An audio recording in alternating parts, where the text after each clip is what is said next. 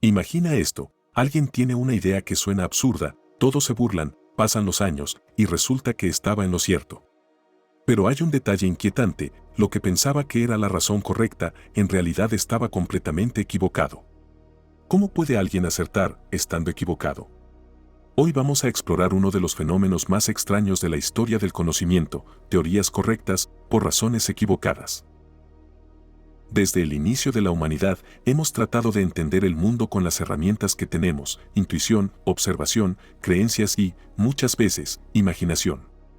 Pero la historia nos muestra algo fascinante, no siempre llegamos a la verdad de la forma correcta. A veces, damos en el blanco, pero caminando por el camino equivocado. Uno de los ejemplos más famosos es el de Isaac Newton. Newton revolucionó la física con su teoría de la gravedad. Describió cómo los objetos se atraen entre sí con una fuerza proporcional a su masa. Y sí, estaba en lo correcto. Pero lo curioso es que él nunca supo realmente qué era la gravedad. Para Newton, era una fuerza que actuaba a distancia, casi como una especie de acción misteriosa. De hecho, esta idea le incomodaba profundamente. Siglos después, Albert Einstein reinterpretaría la gravedad no como una fuerza, sino como la curvatura del espacio-tiempo. Newton tenía razón en sus predicciones, pero su explicación fundamental estaba incompleta. Esto nos deja una primera lección inquietante: puedes predecir perfectamente la realidad, sin entenderla realmente. Otro caso fascinante es el de Johannes Kepler. Kepler descubrió que los planetas orbitan el Sol en elipses, no en círculos perfectos. Este hallazgo fue clave para la astronomía moderna. Pero aquí viene lo extraño: Kepler creía que estas órbitas estaban relacionadas con sólidos geométricos perfectos, casi como si el universo estuviera diseñado con una estética divina. Su modelo mental era incorrecto, pero sus resultados matemáticos eran correctos. Es como si hubiera llegado a la respuesta correcta, resolviendo mal el problema. Y no es un caso aislado. Dmitri Mendeleev, el creador de la tabla periódica, organizó los elementos de una forma brillante, incluso predijo elementos que aún no habían sido descubiertos. Pero lo hizo sin conocer la estructura interna del átomo, sin entender protones, electrones o neutrones. Su intuición era poderosa, pero su explicación del por qué estaba incompleta. Aún así, acertó. Ahora detente un momento y piensa en esto: ¿cuántas de nuestras ideas actuales podrían ser correctas, pero por razones equivocadas? La ciencia avanza corrigiéndose a sí misma, pero no siempre de forma limpia. Muchas veces construimos sobre errores. Es como armar un rompecabezas donde algunas piezas encajan, aunque pertenezcan a otra imagen. Un ejemplo aún más inquietante viene del mundo de la medicina. Durante siglos, los médicos creían en la teoría de los humores: sangre, flema, bilis amarilla y bilis negra. Pensaban que la enfermedad era causada por un desequilibrio entre estos fluidos. Esta teoría era incorrecta. Sin embargo, algunas prácticas derivadas de ella, como ciertos cambios en la dieta o el reposo, a veces funcionaban. No porque la teoría fuera correcta, sino por coincidencia o efectos secundarios reales. Es decir, el tratamiento podía funcionar, aunque la explicación fuera completamente falsa. Esto nos lleva a una pregunta peligrosa: si algo funciona, ¿significa que entendemos por qué funciona? La respuesta es no. Y esto no solo aplica a la ciencia antigua. Incluso hoy, seguimos enfrentándonos a este fenómeno.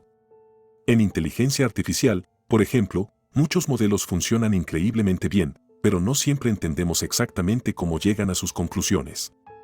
Funcionan, predicen, acertan. Pero su razonamiento interno puede ser opaco, incluso para sus propios creadores. Es como si estuviéramos rodeados de verdades parciales, sostenidas por explicaciones incompletas. Esto tiene implicaciones profundas. Porque nos obliga a cuestionar algo que damos por sentado, que entender algo significa saber por qué es cierto. Pero la historia nos muestra lo contrario. Puedes tener la respuesta correcta con la explicación equivocada. Y lo más inquietante es que no siempre sabemos cuando estamos en esa situación. Imagina que estás construyendo una teoría hoy. Funciona. Hace predicciones correctas. Todos la aceptan.